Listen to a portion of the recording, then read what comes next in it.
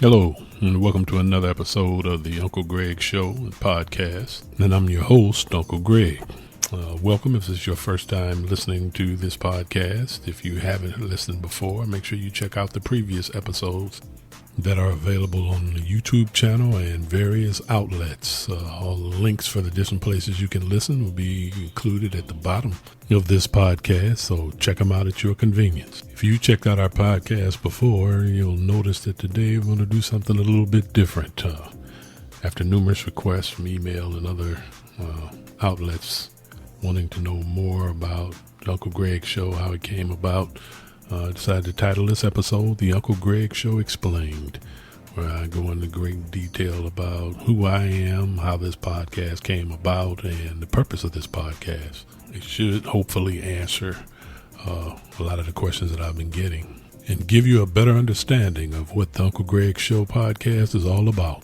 So let's go ahead and get started with the question that is first and foremost on everybody's mind, and that is, who is Uncle Greg? Well, first off, yes, I am an uncle with various nieces and nephews. I'm also a father, but not all the kids that I see as my nieces and nephews or sons and daughters are blood relation. I'm someone who cares about the personal safety of not only my own family, but the family of my community and extended family. That's one of the reasons I put this podcast together, is because I share the information obviously with those in my inner circle, but its information is valuable to all of us in our community. So the podcast came about as a result of my desire and prompting by other people to share this information to help keep as many of us safe as possible. There's a lot going on out there if you're unaware, which you shouldn't be. Because one thing I can't stand is personal safety complacency. We should all be staying on top of the things that are going on in our communities, out in the larger world, that affect our safety. And a lot is affecting our personal safety. You can ignore it if you want to, but it'll eventually affect you, catch up to you or somebody in your family. Now, what makes me an expert on these things, or an expert to discuss these things, is the fact I was a police officer for over 22 years, pretty split evenly between Houston, Texas, and Aurora, Colorado.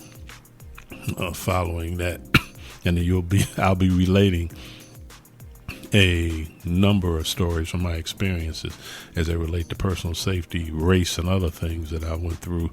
I'm also second generation. My father was a police officer before me. So we're the people that they don't talk about. You won't see a TV show about generational police officers or law enforcement officers, black officers. You know, when they got Blue Bloods and all these other shows, they always want to talk about the white families and second and third generation police officers' families. There's a lot of black cops out there have the same thing, and you never hear anybody talking about it. Well, I'm one product of that, and I think it should shine. There should be more light shed on the families of black police officers, not just individually, but those who have been part of multi-generational law enforcement officers.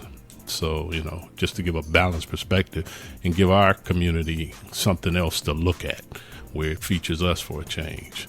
But back to me, following my stint as a police officer, I went into corporate America for another 20 years.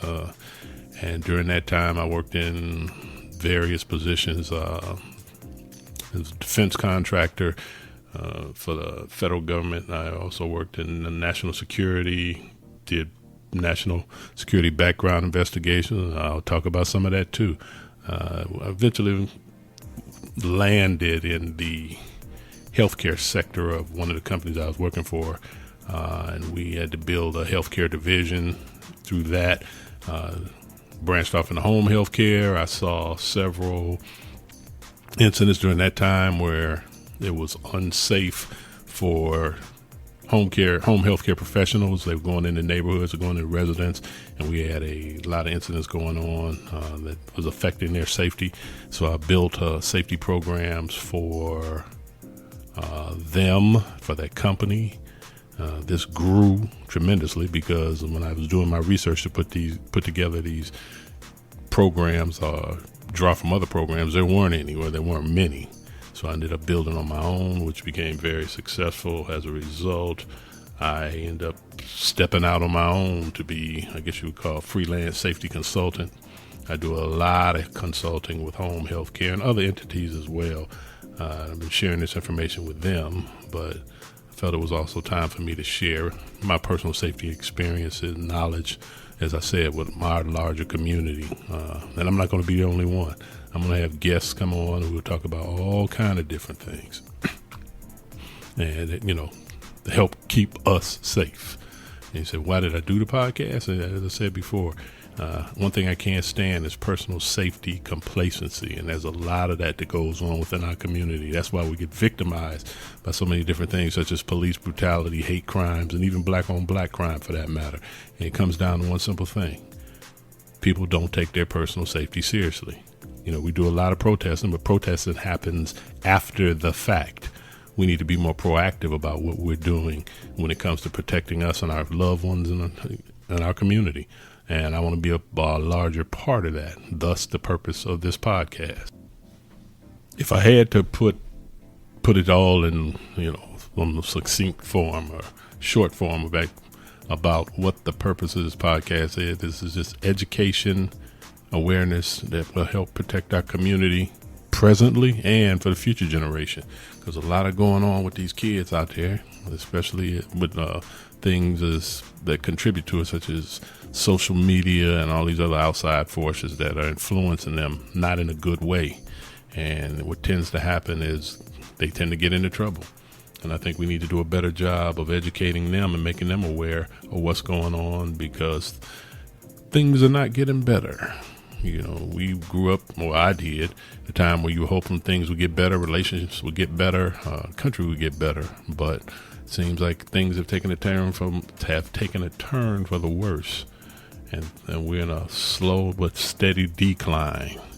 And something needs to be done about it. So, as I said, I'm going to do my part through this podcast and some other things I'll be working on, and I'll discuss some of those too. If you listen to this podcast, you've been listening to previous episodes. Most of them have focused on or centered around what I call Talking with the Brothers, where myself and three of my brothers, friends, we get together and discuss socially relevant topics as it relates to safety. Most recent being the Patrick Lyoa shooting. We take these subjects and we dissect them and we give our opinions on them. But that's just one part of the podcast. There's another part that will be coming out soon called Was It Justified?, where I individually take a look at specific incidents that have taken place involving our community and the police or police-related incidents, and I dissect them and give you my perspective of the actions of everybody involved, particularly the actions of law enforcement, and I'll let you decide, but I give you my opinion, and I tell you whether I think if it was justified or not, because I'm going to talk about things people don't talk about.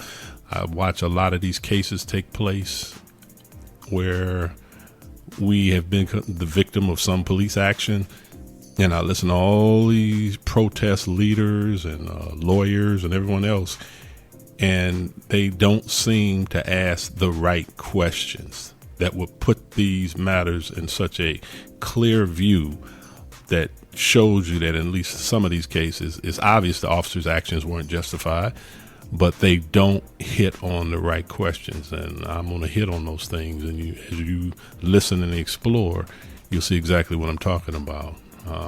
The third segment of this podcast will pretty just be me doing just what I'm doing right now, talking to you about what's going on, what the plans are, what has been going on, and at times me on my soapbox.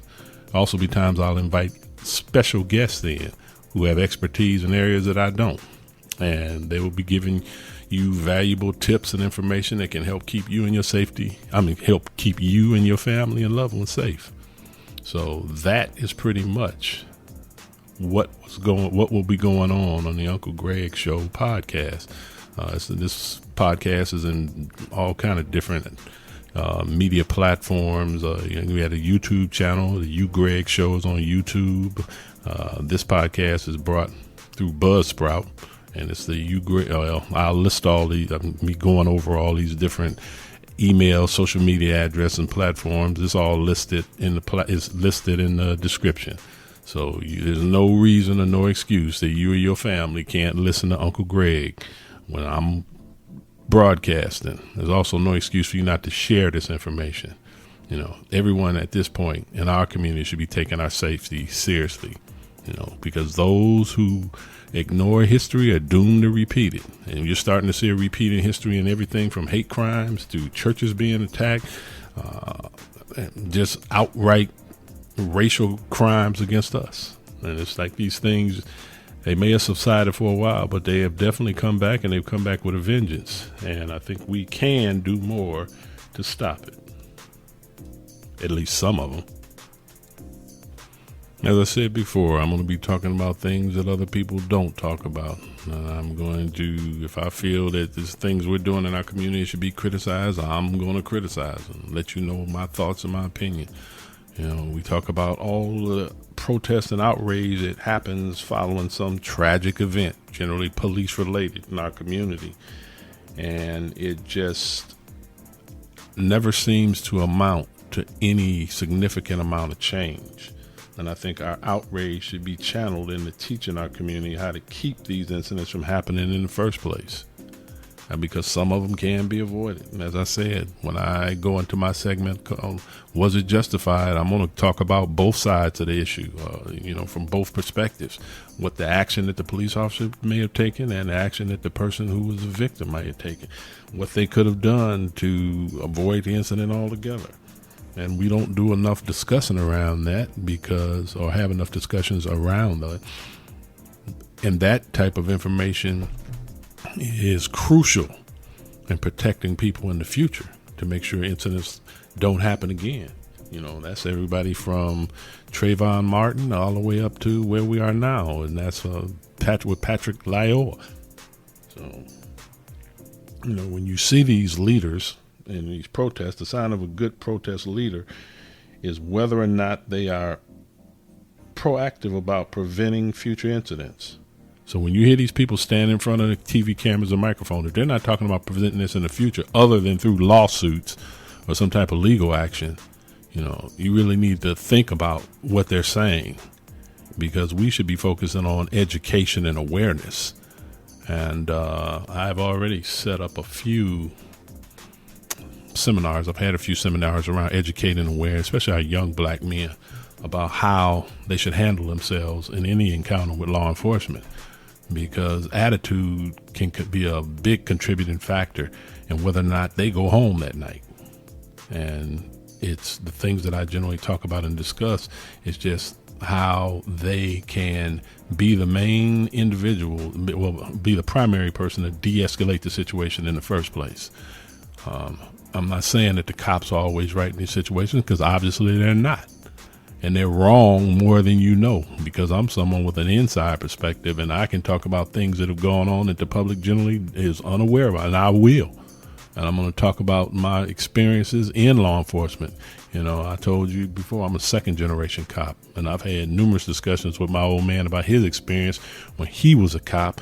And the bottom line is, when we discuss and compare our experiences, we found that very little has changed in law enforcement when it comes to the interaction between law enforcement and the black community. Very little has changed in the last 50 years. And that's from two people who know. So as I said, we can't sit around and wait for others to do things for us, or other people to make the changes necessary to keep us safe. We must do a better job on our own. And it starts with, as I said, being more proactive in education and awareness. And that's what you're going to hear on this podcast.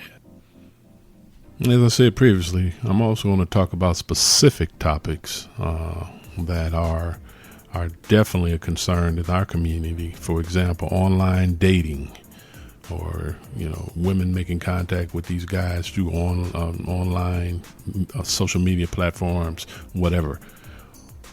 The question I put to you is, why are black women more victimized through online social media platforms than anyone else?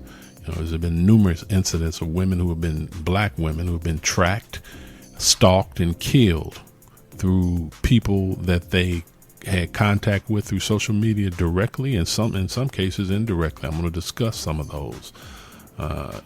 There are things that should be done on the part of the person that's using social media to keep themselves safe. And parents play a major role in this. I know once your kids get grown and get outside the house, they do their own thing, as we all did. But that does not necessarily mean you stop talking to them. We're never, I have my kids, they're never too old for me to give them some type of counseling advice, whether they want it or not. I'm going to at least put it in their ear. What they do with it from that point forward is their business. But are you doing the same? So you look at this and say, well, I need to talk to my kids about that. I need to be aware of what's going on, because as I said before, there's a lot going on there. We're being victimized more than you know. And I'm not saying this from a paranoid perspective. I'm saying this from facts and truth. I track a lot of these things in these, different data sites and resources that I have access to. And, there are things that happen in our community that, for the most part, we're unaware of. We see the big things, the things that get the media coverage, but we also need to focus on the things that are going on that don't get the media coverage. You should be able to tell by now that personal safety is one of the things that I'm very passionate about, especially as it relates to our community. So, I hope you are too, and that's a reason for you to tune in and listen to what we're talking about on the Uncle Greg Show. If it's not for you, hey, so be it. Find you a podcast that you like. But if you're going to stick around here, you're going to hear some things, and we're not going to sugarcoat anything. We're just going to lay it all out there for you and give you information that I know can help keep you and your loved ones safe, help you stay on top of things, and make our community better. All I ask of you is just to keep an open mind through all these discussions, and be a contributor. If you have something, or you know something, or have information to share that can be of value to us and our community, by all means, share that information with us. At this point, we will not be doing any live streaming in the immediate near future, but that is something that's coming down the road. We're going to, solidify this, the format with this podcast and other avenues, through some videos on the YouTube channel as well. We're going to get that set up and squared away first, and then we'll gently move into live streaming. But that doesn't mean you can't reach out and talk, and we can have a discussion. I can have you as a guest on the podcast if you have subject matter that is, as I said, interesting and more definitely relevant to what we're talking about. We'll talk to anybody. All I ask of you is to be respectful in any form of communication you have with us. The last thing I'm going to ask you to do is, if you're going to stick around, just make sure that you like, subscribe, and share. That's very important. Like, subscribe, and share this podcast with everybody you know, because the message is too important for you to just sit on it. So, and that being said, just check out all the other previous podcast episodes that we had, and just keep looking out for the new ones that are coming your way. So thanks for tuning in and listening to me on my soapbox. This is Uncle Greg. Until the next time.